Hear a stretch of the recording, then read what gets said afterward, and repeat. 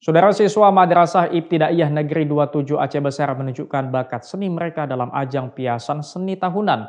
Selain pertunjukan tarian tradisional, di ajang ini juga ditampilkan drama kolosal ciptaan guru dan siswa di sekolah.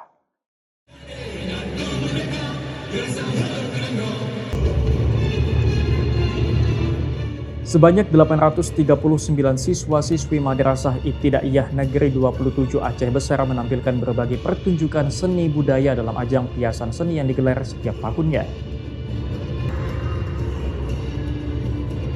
Kegiatan ini bertujuan untuk melestarikan seni budaya Aceh di sekolah sejak dini. Ada berbagai pertunjukan seni yang ditampilkan mulai dari tarian tradisional, drama kolosal, serta pemberian apresiasi kepada siswa berbakat dan guru berprestasi.